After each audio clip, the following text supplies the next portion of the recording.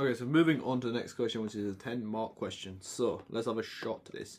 So since mid-2015, the euro has appreciated. So that's literally exactly how we answered our 8-mark question. But remember, that's completely fine. All questions are marked independently. You'll actually see a lot of the times the questions do overlap. So if you've written about, for example, we wrote about pretty much about spicy in question 8. You can still 100% write about that in question 10 because, like I said, each question is marked independently.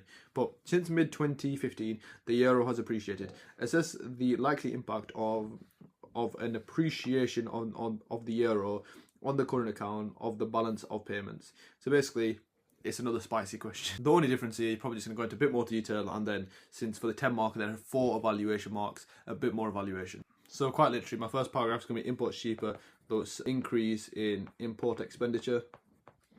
And then how is an increase in import expenditure going to affect the current account? It's going to lead to a worsening of the current account. And then secondly, of course, is going to be exports expensive.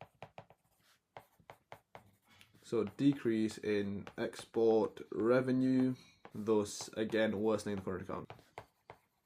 And of course, I explain these in a step-by-step manner, saying as the euro appreciates, it means exports are more expensive relative to other currencies. You can even give an example, like, for example, Argentinian pesos. It means that the euro will now, the European exports, or the Eurozone exports, are more expensive in terms of Argentinian pesos. So before it might have been 240 Argentinian pesos, and now, since the euro has appreciated, it's 250 Argentinian pesos. And of course, here link it to the extract, so throw this in just for your application marks, because remember, there are still 2 application marks here.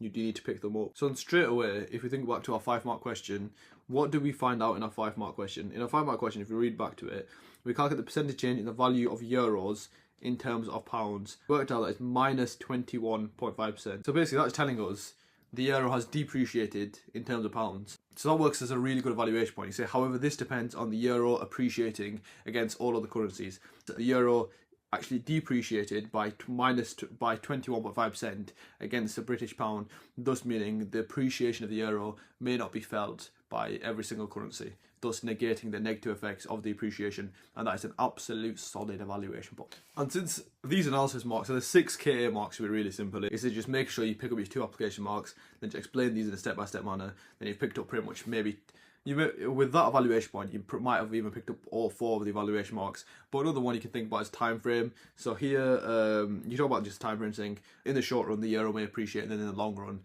it may like not appreciate, may depreciate. So you can just talk about the different time frames, and that is more than enough for those 4 marks evaluation.